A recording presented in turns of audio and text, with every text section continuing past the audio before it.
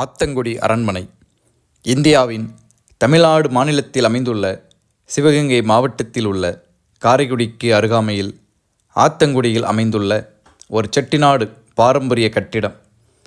உலகத்தர கட்டிடக்கலைக்கு இணையாக செட்டிநாட்டில் 7000 பங்களாக்கள் உள்ளதாக கூறுவர்.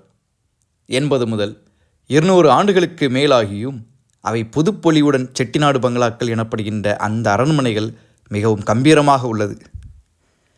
செட்டிநாடு பகுதியில் நகரத்தார்கள் பல நாடுகளுக்கு சென்று கடல் கடந்து வியாபாரம் செய்துள்ளனர்.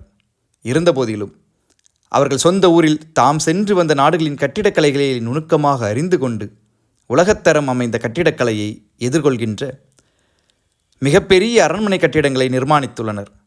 அவற்றை கட்டுவதற்கு சுண்ணாம்பு கலவை, கருப்பட்டி, கடுக்காய்களை செக்கில் அரைத்து முட்டை வெள்ளைக்கரு கலந்த கலவை போன்றவற்றை பயன்படுத்தியுள்ளனர்.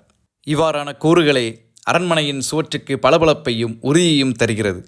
சிறிய பங்களா 40 அடி அகலமும் 120 அடி நீளத்திலும், அரண்மனை போன்ற பங்களா 60 அடி அகலமும் 200 அடி நீளத்திலும் கலைநயத்துடன் கட்டப்படுவது இப்பகுதியின் முக்கியமான அம்சமாக கருதப்படுகிறது. மின்விசிறி இல்லாமலே இதமாக இருக்கும் அளவிற்கு அவை அமைக்கப்படுகிறது. சில அரண்மனைகளின் முகப்பில் நுழைந்து பின்வாசல் வழியே வெளியேற 1/2 கிலோமீட்டர் தொலைவிற்கு நடக்க வேண்டிய சூழலும் உள்ளது. பங்களாவின் நுழைவு வாயில் நிலைக்கதவு பர்மா தெக்குகளை கொண்டு அமைக்கப்பட்டவையாகும். தரையில் டச் நாட்டில் இருந்து கொண்டு வரப்பட்ட பளிங்கு கற்கள் காணப்படுகிறது.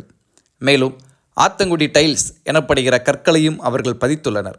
பங்களாவின் உட்புற மேற்கூரையானது சந்திரவட்ட பிறை வடிவில் தேக்கு மரங்களை கொண்டு அமைக்கப்பட்டுள்ளது.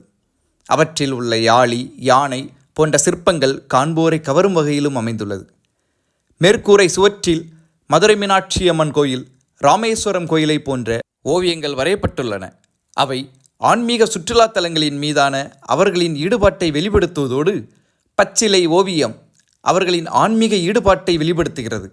தரைதளத்தில் சுவற்றில் பொருத்தப்பட்டு அமைக்கப்படுகின்ற ஜப்பான் பூபாணியில் அமைந்த கற்கள் அழகுக்கு மெருகூட்டுகிறது. அறையின் மேற்கூரையில் தேக்கு மரங்கள் உள்ளன. அவற்றை தாங்கும் வகையில் பொருசு மர தூண்கள் கம்பீரமாக காணப்படுகிறது. மேற்கூரையிலே பொருத்தப்பட்டுள்ள லண்டன் ஓடுகள் மழைக்காலத்தில் சேகரமாகும் மழைநீரை விரயமாக்காமல் ஆள் உயர அண்டா போன்ற கிடாரத்தில் சேகரிக்கின்றனர். மழைநீர் சேகரிப்பை பல நூற்றாண்டுகளுக்கு முன்பே அவர்கள் அறிமுகம் செய்து வைத்துள்ளனர். ஆத்தங்குடி கற்கள் கையால் செய்யப்படும் செம்மண் ஓடுகளுக்கு மிகவும் பெயர் பெற்றதாகும். இவை சிமெண்ட், மணல், சிந்தட்டிக் ஆக்சைடுகள் மற்றும் வெள்ளி, ஜெல்லி ஆகியவற்றை கொண்டு தயாரிக்கிறார்கள்.